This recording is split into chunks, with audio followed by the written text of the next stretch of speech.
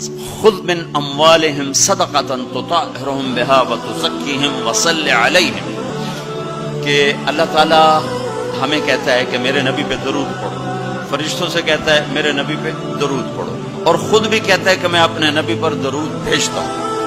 اللہ کی طرف اب درود کی نسبت وہ رحمت ہے، اور فرشتوں کی طرف ہماری طرف درود کی نسبت دعا ہے جو ہم کرتے ہیں، صلی علی محمد وعلی آل محمد۔ تو اللہ تعالیٰ نے ہمیں، آپ کو، پوری دنیا کے اہل ایمان کو، فرشتوں کو حکم دیا کہ میرے نبی پر درود پڑھو، اور خود بھی پڑھتا ہے، ان اللہ وملائکتہ یصلون علی النبی۔ جو لوگ اللہ کے نام پہ خرچ کریں گے تو اللہ تعالیٰ کہہ رہا ہے وصلی علیہم، اے میرے حبیب ساری امت پر نہیں، جو تیری امت میں میرے نام پہ خرچ کریں گے ان پہ تو درود پڑھ۔ اگرچہ یہاں صلی دعا کے معنی میں ہے کہ تو ان کے لیے دعا کر، آپ ان کے لیے دعا فرمائیں۔ تو مال خرچ کرنے والوں کے لیے اللہ اپنے حبیب سے فرما رہے ہیں کہ ان کے لیے آپ دعا کریں، صلی علیہم ان صلاتک سکن لہم۔ آپ کی جو دعا ہوگی اور آپ کی جو صلات ہوگی، جو آپ کا درود ہوگا، دنیا اور آخرت کے سارے مسائل ان کے حل کر کے لے جائے گا، ان کی دنیا بھی سکھی کر دے گا، ان کی آخرت بھی سکھی کر دے گا۔ اور 82 دفعہ قرآن میں مال خرچ کرنے کا حکم آیا، 82 دفعہ، اور اللہ تعالیٰ نے ترغیب دی ہے کہ مالدار فقیروں پہ خرچ کرے۔ پھر اللہ تعالیٰ نے فقیروں کو ترغیب دیا کہ تم بھی جتنی وسعت ہو خرچ کیا کرو۔ میرے نبی نے ترغیب دی، سبق درہم 100,000 درہم، 1 روپیہ اللہ کے نام پہ خرچ کرنا 1 لاکھ روپیہ خرچ کرنے سے بڑھ گیا۔ تو صحابہ نے عرض کی وہ کیسے بڑھ گیا؟ تو آپ نے کہا ایک آدمی کے پاس 2 روپے، ایک آدمی کے پاس کروڑوں روپے، جس کے پاس 2 روپے تھے اس نے 1 روپیہ اللہ کے نام پہ دے دیا، اور جس کے پاس کروڑوں تھے اس نے 1 لاکھ دیا۔ جس نے 2 میں سے 1 دیا اس نے اپنے مال کا آدھا حصہ دیا، جس نے 1 لاکھ دیا اس نے اپنے مال کا کوئی 1000واں حصہ دیا۔ جب تولا جائے گا تو 1 روپے کا وزن 1 لاکھ سے بڑھ جائے گا۔ اور اس کا ایک واقعہ بھی، حضرت عمر ہمیشہ حضرت ابو بکر سے نہ کوشش کرتے تھے آگے نکل جاؤں، آگے نکل جاؤں، آگے نکل جاؤں، ساری زندگی موقع نہ بن سکا۔ تبوک کا موقع آیا تو اللہ کے نبی نے کہا مال خرچ کرو۔ عثمان رضی اللہ تعالیٰ نے 10,000 لشکر کا سارا سامان تیار کیا، ان کی سواریاں، ان کا راشن کے لیے تھیلوں کو بند کرنے کے لیے دھاگے تک اپنے گھر سے دیے، اور 300 دینار اوپر دیے۔ تو اللہ کے نبی کی جھولی میں وہ 300 دینار پڑے تھے یوں، اور آپ ان دیناروں کو اٹھا اٹھا کے یوں فرما رہے تھے ما علی عثمان اللہ یعمل بعد، عثمان آج کے بعد کچھ بھی نہ کرے تو جنت واجب ہوگی۔ تو عمر کہنے لگے آج میں ابو بکر کو کاٹ سکتا ہوں، آج میں اس سے آگے نکل سکتا ہوں کہ وہ آج کل غریب ہے، میں مالدار ہوں، تو وہ تھوڑا لائے گا میں زیادہ لاؤں گا تو میں بڑھ جاؤں گا۔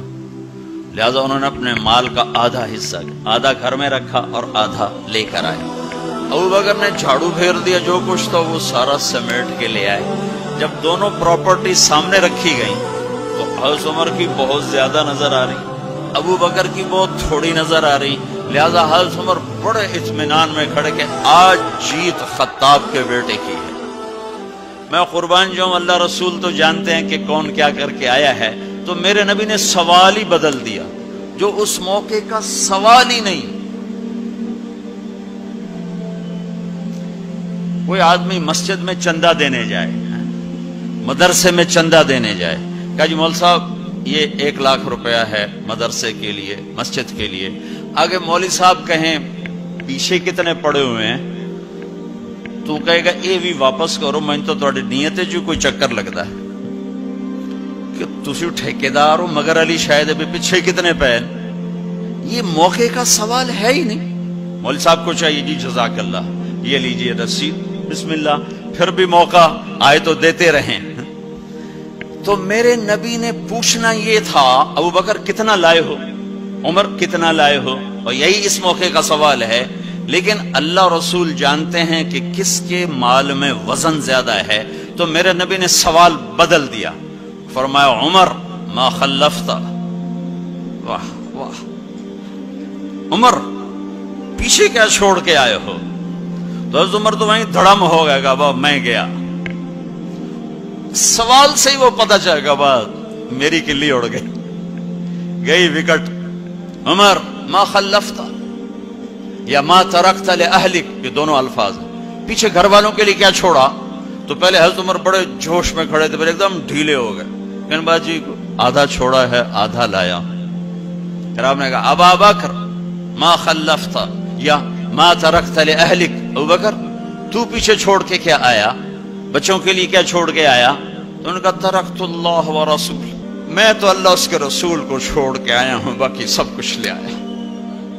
تو اس پر عمر کہنے لگے ابو بکر میں نہیں تجھ سے آگے بڑھ سکتا، کوئی بھی تجھ سے آگے نہیں بڑھ سکتا۔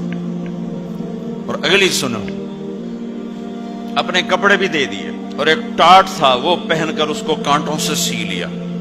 تو جبریل آئے، کہنے لگے یا رسول اللہ، اللہ تعالیٰ پوچھ رہے ہیں کہ ابو بکر نے یہ ٹاٹ کیوں پہنا ہوا ہے؟ تو آپ نے کہا کہ ابو بکر نے سارا کچھ اللہ اس کے رسول پہ لگا دیا ہے اس لیے یہ پہنا ہوا ہے۔ تو کہا یا رسول اللہ، اللہ تعالیٰ فرما رہے ہیں ابو بکر سے پوچھو مجھ سے راضی تو ہے، مجھ سے راضی تو ہے، اس فخر میں مجھ سے راضی ہے؟ میں تو اتنا سفر کر کے آیا ہوں، حالانکہ ابھی 4 دن پہلے میں 12 ملکوں کا 10 ملکوں کا سفر کر کے ہوں، ساری ہڈیوں میں درد ہے، میں اس لیے آیا ہوں کہ چلو کوئی بخشش کا بہانہ مل جائے، کوئی بخشش کا بہانہ مل جائے، اللہ راضی ہو جائے۔ آپ سارے اس لیے حج پہ جا رہے ہو کہ اللہ راضی ہو جائے، جو سارے جہان سے کہتا ہے مجھے راضی کر، وہ کہہ رہا ہے ابو بکر سے پوچھو مجھ سے راضی تو ہے۔ تو آپ نے کہا ابو بکر تیرا رب تجھے سلام بھی کہہ رہا ہے اور پوچھ رہا ہے کہ راضی ہو؟ تو ابو بکر کی چیخیں نکلی، میں اپنے رب سے راضی، میں اپنے رب سے راضی، میں اپنے رب سے راضی۔ میرے بھائیو بہنوں، زندگی ایسے گزار کے مرو کہ اللہ کو ملے تو اللہ خوش ہو کے مل رہا، ایسے نہ مرو کہ اللہ کی بارگاہ میں پیش کیے جا رہے ہوں مجرم بن کر، قیدی بن کر۔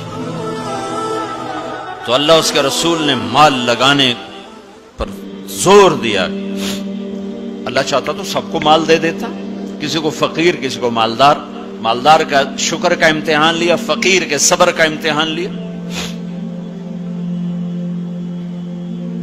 کہ اللہ فقیر کا صبر دیکھے گا، مالدار کا شکر دیکھے گا۔ اور جب مالدار لوگ زکوٰۃ نہیں دیتے تو پھر عزتیں نیلام ہوتی ہیں، جب سب کچھ اپنے اوپر لگانے کا ذوق بن جاتا ہے اور اپنے ہی بڑے بڑے زیور، کپڑے، گھر، گاڑیاں۔ یہ بھی لاہور کا واقعہ ہے،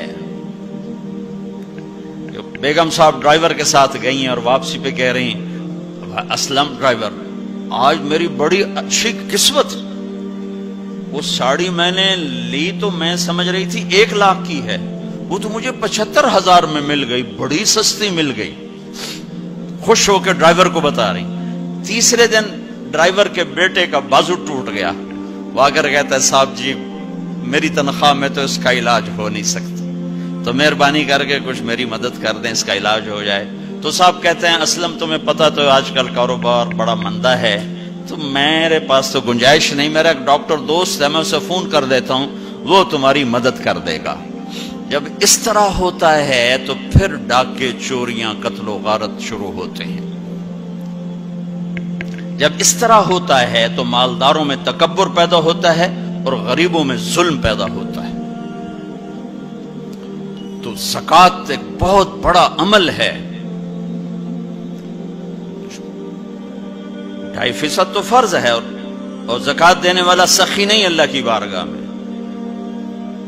ہاں بخیل بھی نہیں، سخی بھی نہیں ہے، بخیل بھی نہیں، یعنی وہ بخل کے ملک سے نکل آیا ہے اور سخاوت کے ملک میں انٹری نہیں ہوئی، 2.5 روپے پہ 1 پیسہ بھی اوپر خرچ کرے گا تو اب سخیوں میں آ گیا، پھر جتنا بڑھتا جائے گا اتنا آگے بڑھتا جائے گا۔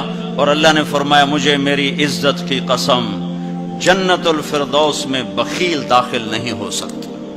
اور اللہ شیطان کہتا ہے کہ مجھے عبادت والے عبادت گزار بخیل سے کبھی ڈر نہیں لگا کہ اس کا بخل اسے ضرور جہنم میں پھینکے گا، نافرمان سخی سے ہر وقت ڈرتا رہتا ہوں کہ اس کی سخاوت کب اسے جنت میں پہنچا دے۔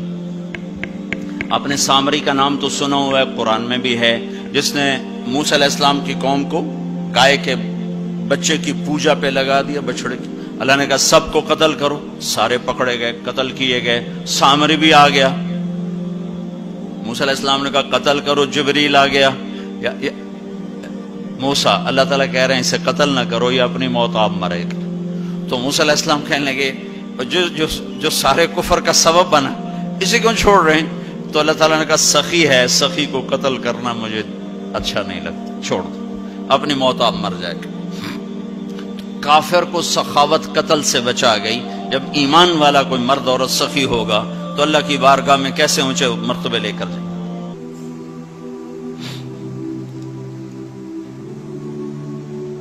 تو اپنے اوپر خرچ کرو وسعت کے مطابق، اللہ نے روکا نہیں ہے، منع نہیں کیا ہے، منع نہیں کیا ہے، لیکن غریب کو بھی یاد کرو۔ زکوٰۃ کو فرض قرار دیا اور آپ نے فرمایا جس نے مزدور سے کام لیا اور اس کو مزدوری نہ دی، یہ تمہارے کراچی میں ہر وقت ہو رہا ہے، ہر جگہ ہو رہا ہے، جتنا بڑا کوئی طاقتور ہے اتنا وہ اپنے نوکروں پر ظالم بھی ہے، جابر بھی ہے، اور ان کے حقوق بھی مارتا ہے، چون فریاد ہی نہیں کر سکتا۔ میرا پنجاب کا زمیندارہ ماحول سارا ایسا ہی۔ تو آپ نے فرمایا جس نے مزدور سے کام لیا اور اسے موقع پہ تنخواہ نہ دی اور اس کے پیسے مار لیے، تو اس مزدور کا قیامت کے دن میں وکیل بنوں گا، میں اس کا کیس لڑوں گا، اور جس کا کیس میرے نبی نے لے لیا پھر اگلا کوئی بچ کے جا سکتا ہے کہیں؟ مزدور کا پسینہ خشک ہونے سے پہلے اس کے ہاتھ میں پیسے پکڑا دو۔ پھر مزدور سے فرمایا، یہ دونوں طرف کا خوبصورت، کیا دین خوبصورت ہے، کہ جو اپنے نوکر کی، جو اپنے مالک کی نوکری بھی پوری دیانتداری سے کرے اور اللہ کی بندگی بھی دیانتداری سے کرے تو اسے ہر کام پہ دگنا اجر ملے گا، دگنا۔ یعنی میں ایک نماز پڑھتا ہوں، میری 10 ہیں، اس کی 20 ہوں، میں ایک روزہ رکھتا ہوں، میرا 1 ہے، اس کے 2 ہوں، میں ایک قرآن ختم کرتا ہوں، میرا 1 ہے، اس کے 2 ہوں۔ ایک طرف اپنے مالک کے ساتھ دیانتداری سے نوکری کر رہا ہے اور ایک طرف اپنے اللہ کے ساتھ دیانتداری سے بندگی کر رہا ہے، دگنا اجر ہو جائے گا۔